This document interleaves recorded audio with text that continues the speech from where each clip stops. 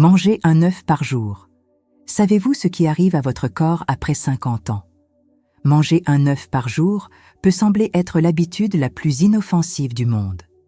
Après tout, combien de fois avez-vous entendu dire que l'œuf est l'un des aliments les plus complets que la nature puisse offrir? Mais la vérité, que peu de gens osent révéler, c'est que ce même aliment pourrait accélérer votre vieillissement, silencieusement, jour après jour, surtout si vous avez déjà passé la cinquantaine. C'est bien cela. Quelque chose qui semble inoffensif pourrait nuire à votre mémoire, accentuer vos douleurs et même mettre vos reins et votre foie en danger.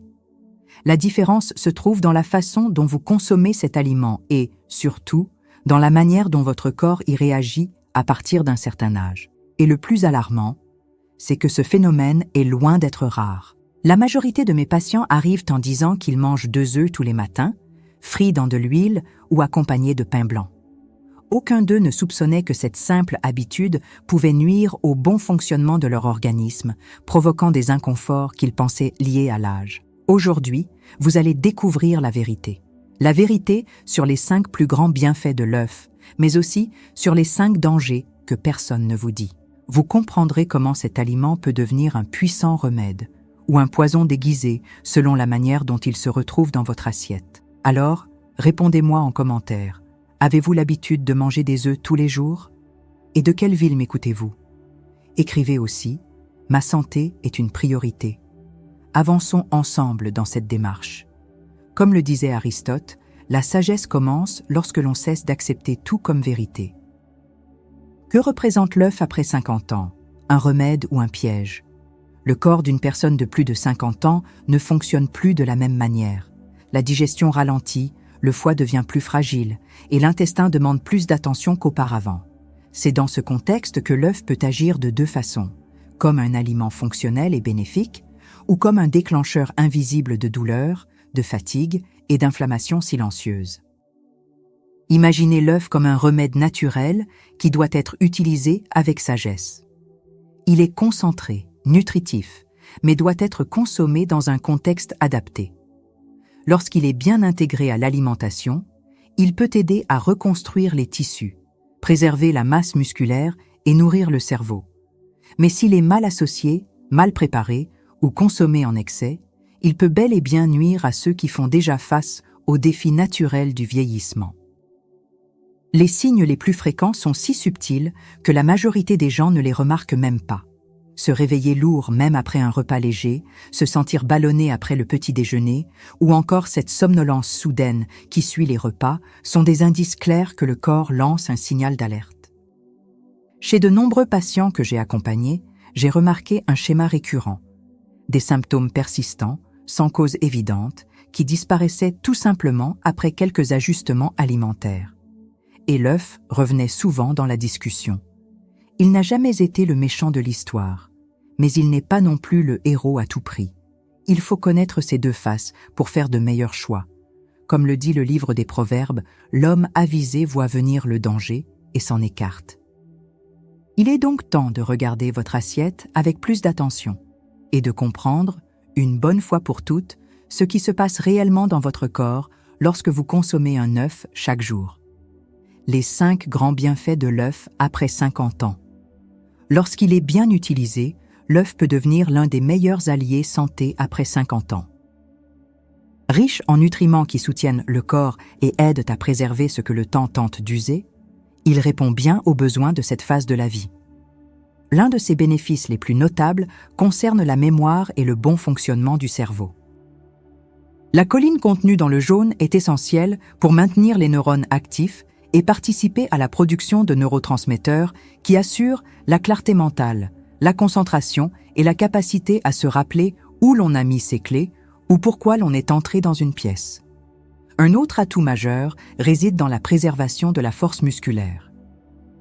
Avec l'âge, la perte de masse maigre est naturelle, mais l'œuf apporte une protéine de très haute qualité, facilement assimilable, qui aide à ralentir cette perte et à préserver l'autonomie, surtout au niveau des jambes. Ce n'est pas un luxe. Maintenir sa force musculaire peut signifier continuer à monter les escaliers sans aide, ou dépendre des autres pour les tâches les plus simples. Pour les yeux, l'œuf agit aussi comme un protecteur silencieux. Les substances comme la lutéine et la zéaxanthine qu'il contient aident à protéger la rétine contre les dommages liés au temps, à la lumière bleue et aux radicaux libres. Elles jouent le rôle d'un bouclier invisible, particulièrement utile pour éviter ou retarder la cataracte et la dégénérescence maculaire, deux affections qui touchent des millions de seniors. La sensation de satiété prolongée est également un avantage non négligeable. Manger 1 ou 2 œufs au petit déjeuner, par exemple, peut réduire les envies de grignotage tout au long de la journée et même aider à contrôler son poids. Pour ceux qui souffrent de surpoids ou de prédiabète, ce simple changement au premier repas peut faire une réelle différence. Enfin, l'impact sur l'humeur et la vitalité mérite d'être souligné. En plus de la choline, l'œuf apporte du tryptophane, un acide aminé essentiel à la production de sérotonine.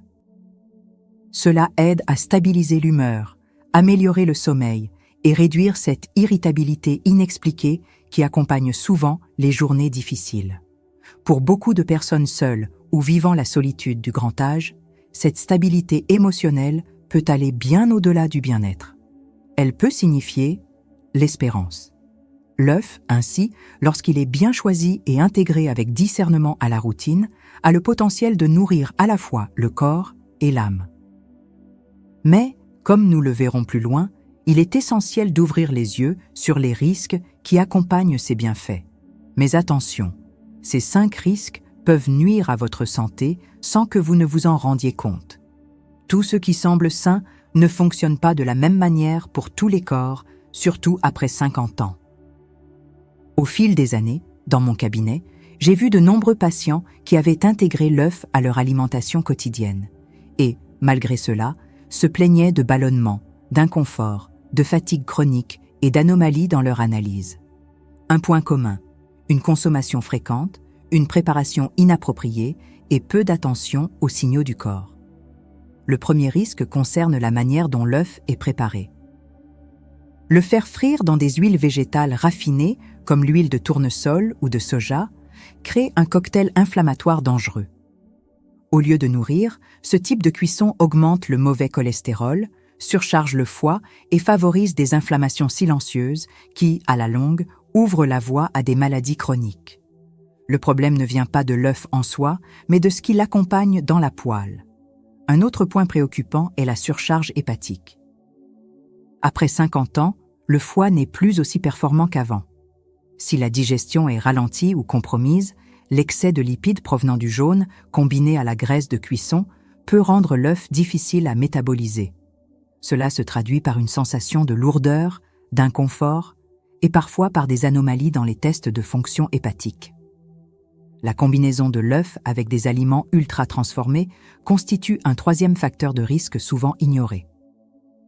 Beaucoup de gens mangent des œufs avec du pain blanc, de la charcuterie, de la margarine, voire des sodas. Ce mélange provoque un pic inflammatoire que le corps d'une personne âgée, plus vulnérable, ressent de manière intense. Douleurs articulaires, fatigue persistante, voire dérèglement de la glycémie peuvent découler directement de ces choix automatiques.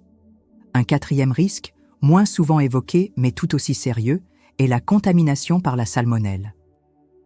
Des œufs mal cuits, avec un jaune cru ou mal conservé, augmentent les risques d'infections intestinales graves. Chez les jeunes, cela peut ne représenter qu'un inconfort passager. Mais chez des personnes dont le système immunitaire est affaibli, cela peut déclencher une situation sérieuse, voire une hospitalisation. Enfin, il existe des cas où l'œuf déclenche des réactions allergiques ou des intolérances alimentaires, notamment chez ceux qui n'en consommaient pas régulièrement auparavant. Des symptômes tels que gaz, démangeaisons, ballonnements abdominaux ou même baisse d'énergie peuvent être liés à une sensibilité à l'albumine ou au blanc d'œuf, même si la personne n'a jamais fait le lien. Je me souviens bien d'une femme de 65 ans venue me consulter en se plaignant de malaise chaque matin après le petit déjeuner. Elle affirmait manger sainement. Seulement 2 œufs frits avec du pain. Après quelques ajustements simples sur la préparation et les associations alimentaires, les ballonnements ont disparu et l'énergie est revenue. Elle n'avait pas besoin de supprimer l'œuf, mais d'apprendre à l'utiliser intelligemment. C'est pour cela que connaître les risques est aussi important que comprendre les bienfaits. La frontière entre le remède et le poison est parfois très mince. Et la franchir sans s'en rendre compte est ce que beaucoup font par ignorance. Mais maintenant que vous en êtes conscient, l'étape suivante est simple, ajuster. Et c'est exactement ce que nous allons faire dès maintenant. Comment consommer l'œuf de la bonne manière après 50 ans? Avec quelques ajustements simples, l'œuf peut cesser d'être un facteur de risque pour devenir un allié puissant de la longévité. Tout commence par le mode de cuisson. La manière la plus sûre et bénéfique pour le corps après 50 ans est l'œuf dur. Le cuire dans sa coquille, dans de l'eau propre, pendant environ 10 minutes, permet de préserver ses nutriments, d'éviter les excès de graisse et d'éliminer les risques de contamination. L'œuf poché, cuit dans de l'eau chaude sans huile, est également une excellente alternative, surtout pour ceux qui recherchent des repas plus légers. Éviter les fritures est une priorité. L'utilisation d'huile raffinée ou d'une trop grande quantité de beurre altère le profil nutritionnel de l'aliment et contribue à des inflammations internes. Même l'huile d'olive, une fois chauffée, perd une partie de ses bienfaits. Il est donc préférable de la réserver pour assaisonner les crudités et de préparer les œufs sans aucune matière grasse. Un autre point essentiel concerne les associations alimentaires. Un œuf dur, accompagné de légumes comme le chou frisé, les épinards, les carottes ou les courgettes, constitue un repas fonctionnel, riche en fibres, en antioxydants et en minéraux. Cela améliore la digestion, facilite l'absorption des nutriments et réduit les effets indésirables chez les personnes sensibles au niveau intestinal ou hépatique. Éviter les accompagnements industriels comme le pain blanc, la margarine ou la charcuterie est fondamental. Ces aliments sabotent les bienfaits de l'œuf et annulent toute intention de manger sainement. L'heure à laquelle vous consommez l'œuf compte aussi. Pour ceux qui se réveillent avec l'estomac fragile ou qui prennent plusieurs médicaments à jeun, commencer la journée avec 2 œufs peut s'avérer lourd. Dans ce cas, intégrer un œuf au déjeuner ou au dîner léger peut être une solution plus confortable, conservant les apports nutritionnels tout en respectant le rythme du corps. Une autre recommandation importante, écouter son corps. Des symptômes tels que ballonnement, gaz, fatigue ou reflux après avoir mangé des œufs ne doivent pas être ignorés. Plutôt que de supprimer totalement l'aliment, essayez de réduire la quantité ou de changer le mode de cuisson. Chaque corps réagit différemment et apprendre à reconnaître ces signaux fait partie du chemin vers un vieillissement en bonne santé. Faire de l'œuf un allié est plus simple qu'on ne le pense.